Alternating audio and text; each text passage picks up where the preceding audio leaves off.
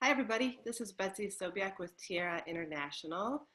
Tiara International is a leadership development organization where we provide leadership development for individuals, for companies, as well as virtually this way and in our resource circle. So if you like seeing what we talk about on a weekly basis, you can like our Facebook page or subscribe to our YouTube channel and you'll get these videos. Today, I'm here with my two lovely Tiara Global Leader partners, Andrea Henning from Hi. the Netherlands and Peg Rowe with me here. Hello.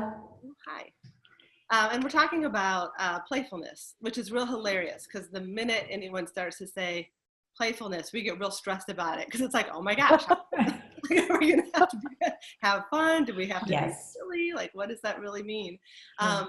Yet it's the teleseries that we're having later this week, this month on playfulness, because we also know that as leaders, it is important to somehow be in touch with that playful, creative, lighthearted side for our own sanity, for our own selves, but also for the sake of our teams and the outcomes of the projects we lead or how we're navigating a big change in our lives. So it's not like a heavy topic for sure, because it's playfulness. Yeah, we do want to give it its due. And I know, Andrea, you in particular have really circled around this topic a couple of times for yourself. Like you are attracted to it, and then you get sort of serious about it. Make a project out of it. Yeah. Because it's your own journey. You're the one who is leading the teleseries later this month. So why? What is it about playfulness that has you have this relationship with it? What is it? Yes. Maybe that I lost it along the way in all the seriousness of following my calling. So it was something that I really figured out. I think in 2016, 2017, it showed itself when in the morning, I woke up and I thought, I have the most awesome job in the world. I have awesome clients. I do transformational work. I have an impact. And I was feeling more bogged down per day. And I just didn't, I noticed it too late.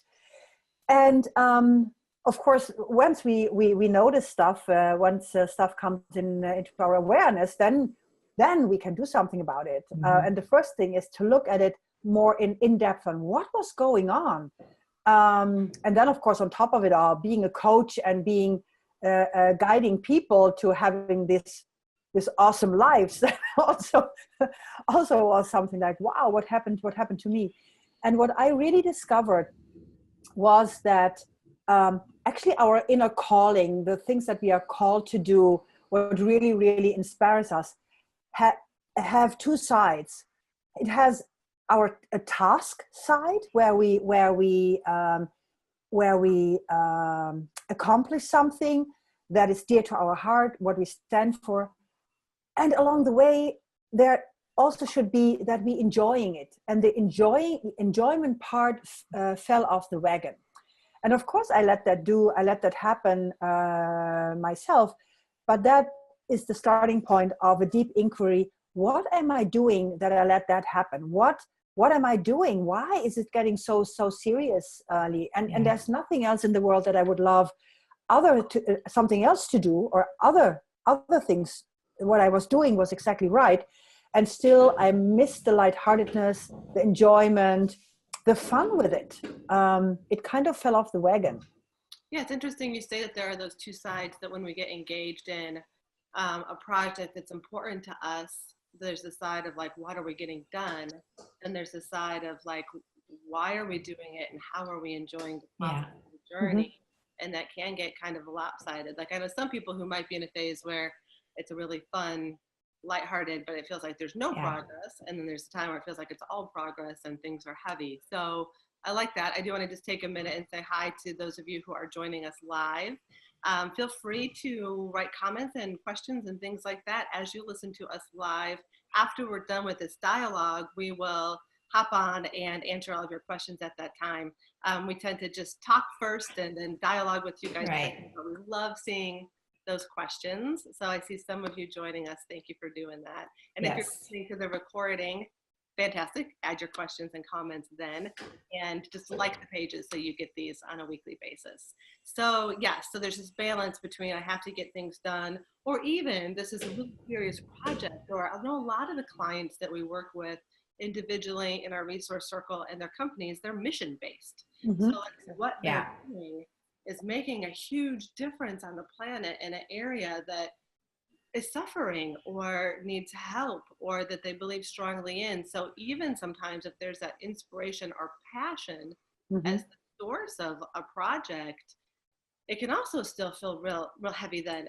And what do we do in those scenarios? Like, is it inappropriate to be playful or lighthearted? Like, if you're actually working on serious issues, what role does playfulness or lightheartedness play at those times?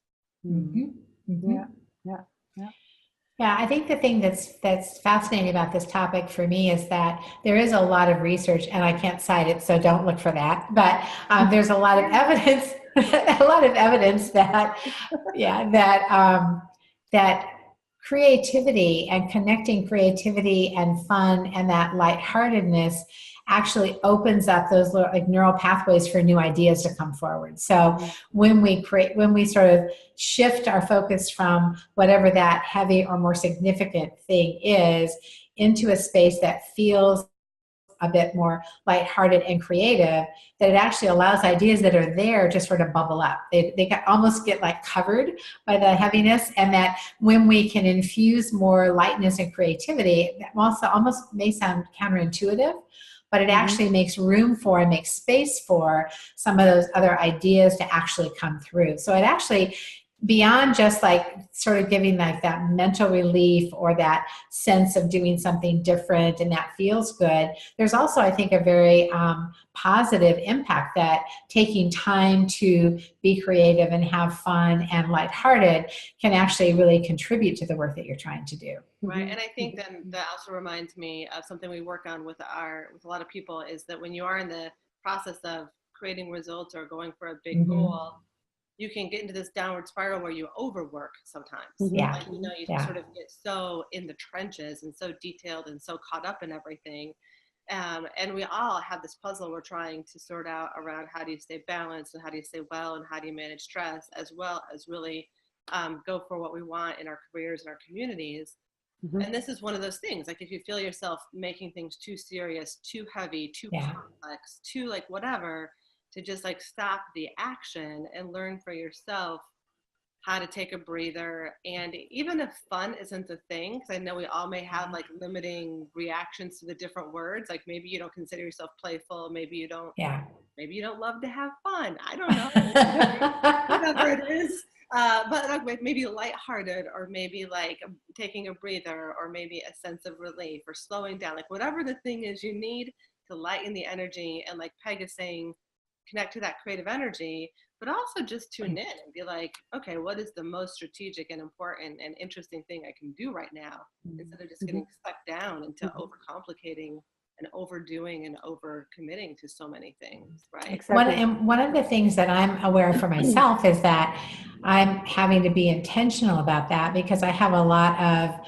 beliefs that are embedded from when I was a kid. My mother's rule when you came home was you can't play until you've got your homework done. And so, that just stuck with me for a long time. And all of us have jobs that are, wonderful and full, and they contain more than any one of us could do in a day. So if I live by the rule of you can't play until you've got your work done, I will never play. It's a never-ending thing. And so learning how to interrupt the cycle and learning that there's value in interrupting the cycle has actually taken some intentionality on my part, because that belief system was so well entrenched for so long that it's almost like I'm going against the grain in a way. So it's taken me a while to actually recognize the benefit of taking a break and getting up and going for a walk, or doing whatever the thing is that would actually have me step away from the work that I'm doing, even momentarily. Yeah, exactly. I might share a story, like an anecdote that happened to me that really woke me up, and it had to do with a huge project that I've done in Africa. And as a reward, we were planning to have a safari after the assignment. And then when the assignment was over, I was so exhausted. So next day, it was 4:30 in the morning. We were to part for the safari. And these are these open cars and the bumpy road. And I normally don't sleep in cars anyway. But I was so tired. I slept, I think, through the entire safari. So someone said, "Oh, giraffes or elephants," and then I woke up like, "Oh." and that was the thing I was looking forward for years, to go on a safari again. And that was my wake up call. I'm doing something completely wrong. And what I detected while I was diving into that, and it was a very painful experience. It's nice as a story later, but it was that I have the tendency to let myself being over asked all the time. So this one more thing I can do for this person or that, or make sure that he's on stage great. Or so I have been over asking myself structurally, and I really pushed all the fun and lightheartedness out of it, because it was such a serious, it was such a serious business. So I slept through the entire safari. So I have to go again. Yes, you do. Absolutely, you do. You bet. I'm reminded, as you're saying that too, is that another principle that I do believe in and I practice is that like attracts like. Like you get more of whatever you're sort of putting out there, or whatever, a certain client or a certain kind of work or kind of project. And so if we are in one of those downward loops where everything is so serious, you end up like attracting more of those conversations and more of those experiences and more of those projects and more of the people who work in that style or whatever the thing is. And it's like, whoa. So I know that I love surrounding myself with people, clearly who have a sense of humor and who can both do important things, but lighthearted along the way.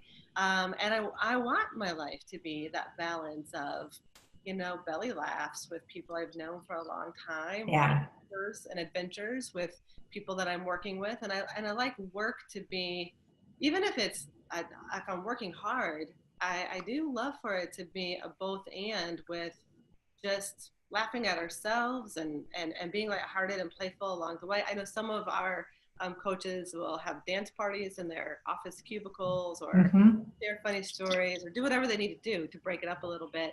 And I think we all have the things that we resist. Like I'm not someone who's I was telling Peg as we were prepping for this call, I'm not someone who loves to play a game for the sake of a game. Like if I'm designing a training, or if I'm in a meeting and things are intense or something like that, like to say, oh, let's just do an icebreaker, or let's play a game, or let's just have fun right now. All right, let's go do a team building thing. Like I'm like, oh gosh, because I'm a little introverted and I like for everything to sort of fit together and make sense. I can get into it, and once I'm there, I can see the benefit and have a good time. But I do think that there are ways that we're really I think what you call them, Andrea, is like our fun factors, like things that when they're present, like good sense of humor, being able to take ourselves not too seriously, and then just like having adventures together, experiences together. Those are fun factors for me. And then there are things that I might resist or might bring me down a little bit too. I think that's great to know those things, because we can be present to situations where we feel resistance and not have actually really understood why we're resisting. It's like that resistance doesn't mean you're not a fun person. It just means like that's not the version of fun that you gravitate towards. I think the word that I'm becoming more tuned into is when something isn't so much that it's serious, but it moves to heaviness and it feels heavy. It's like when it feels heavy, because there's lots of work that I do that I feel is serious, but it's okay that it's serious. I mean, we're making, we're doing things that have value in the world. So being serious isn't necessarily a bad thing, but when it starts to feel heavy and it starts to feel like it's a drag on me, then that's when I need to step back and lighten it up. Or, I mean, sometimes for me, it's even something like going to a movie that I know there's going to be a lot of laughing in. Like that's just shifting my mood is the way to like come back to it and feel like, oh, okay, now I have a different perspective. That's good. Yeah. Exactly. Yeah. Betsy, do you remember when the first time when you came to the Netherlands and delivering the foundation program, and we had all this stuff to do at night still, and snippets and stuff. And then comes a point where we both were exhausted, but it became funny. And with this lightheartedness and fun, and look at us crazy people here, what we are doing. So it's not about not working hard, or maybe even too hard, or skipping even sleep, but it's the way we can approach it. And that was really fun. Yeah. Right. And I think there's something about growing in experience, or growing in maybe the roles that you take on, because if you think about that, some of the stories where you think are the most fun in your life, like whether it's a new marriage, new babies, a new business that you're starting up, work. And it's not balanced, and easy. I mean, you might also have stories of a fun vacation or a celebration or something like that.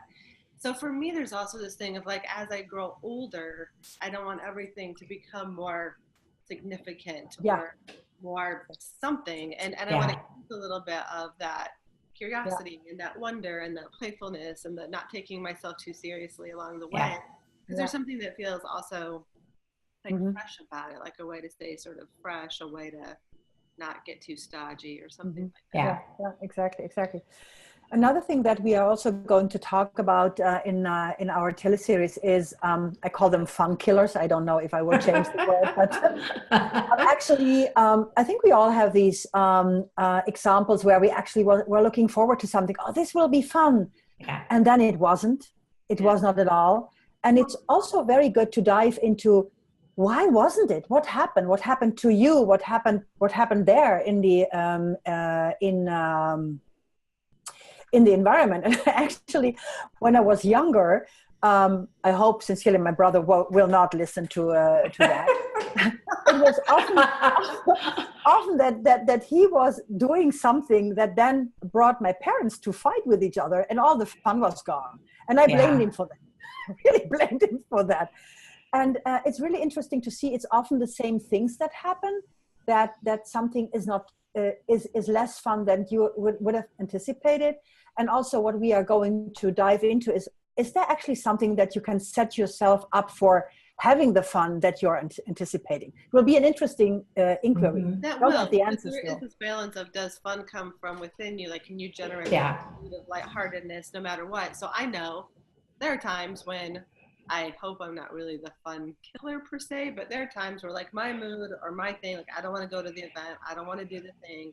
So I might not be bringing the light energy as much as other times when I'm like, I am just going to have a good time no matter what anybody else is doing. Yeah. So I know that it can come from within, but you're right.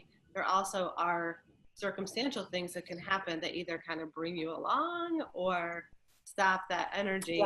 You can't predict, so what you do, but there could be patterns to that. Like if I have to go to something that's called a networking event, I have to really be like, I'm going to have fun. Otherwise I can really easily into like or anxiety producing or something like that for sure. So that's interesting. Does it come from inside or without? Because I also am reminded of, I don't know where the quote comes from, but something to the effect of, the root of all suffering is in unfulfilled expectations.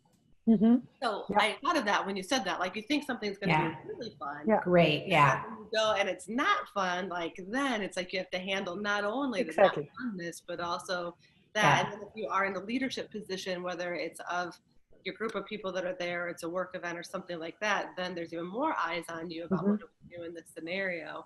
And I have found, maybe this is what we can transition into, is like, how do we, if we're in a leadership role, break the ice or lighten the mood, not in a way that's unprofessional or irresponsible, but what are those things that can really lighten the mood? And so sometimes for me, one of the things that I felt works is just calling it like it is. Like, well, we thought this would be more fun.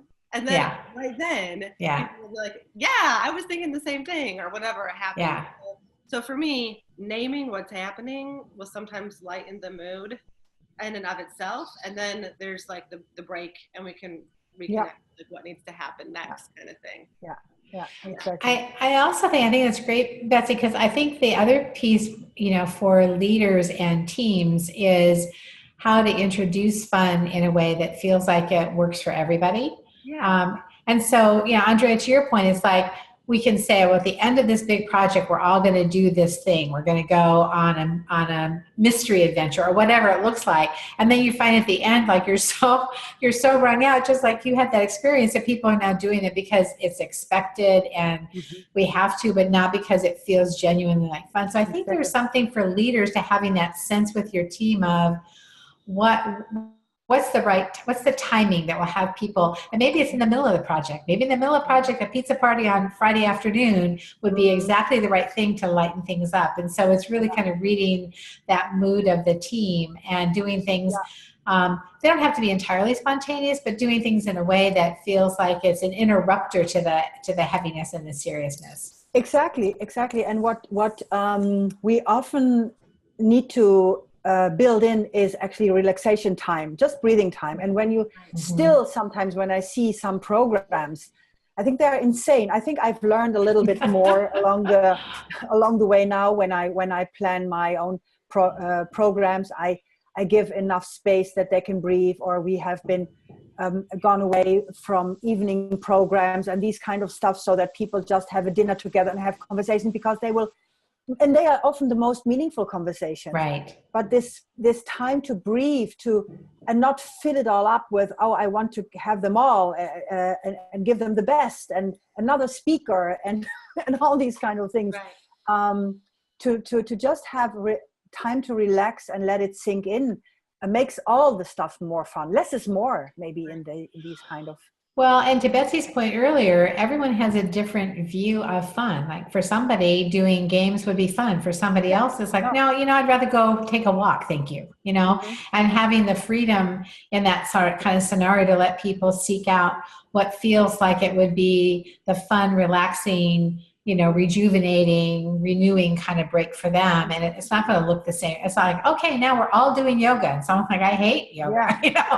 Don't make me do yoga, especially in front of my teammates, that kind of thing. So exactly. So there is a difference between team building, like, hey, we're going to do a thing as a team to get to know each other, right? And playfulness or lightheartedness or having fun yourself or as a team. So again, hi to all of you who have joined in. Happy Friday. We're happy to be here.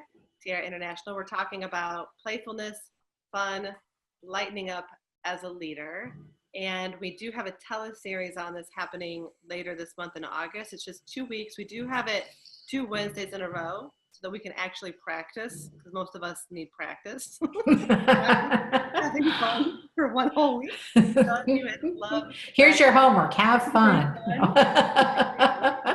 Something like that. Make sure that you join in. And I know that we'll add the link to the comments below so that you can go. And it's also on their website now. It's tiara-com. And under the purchase, you'll be able to get to be part of that teleseries. So to conclude this, I think the thing that we're landing on is that for the sake of creativity, our own health and balance, in order to circumvent a downward spiral where we overwork and overstress, and to really be able to enjoy the process that we're in, it is important for ourselves to know, how do I lighten up? How do I interrupt the pattern? How do I become a little bit more playful? What could I do that would be fun? Is there something I could do with the people I'm working with that might be fun? Because on the other side of that, the experience of even an intense and serious project is better. People's health and perspective is better. And you do get a better sense of creativity and inspired and instinctual strategic choices along the way. At the same time, you need to remember that fun does not look the same for everybody. We're not saying that you have to be a fun person or even an extrovert or a charismatic leader.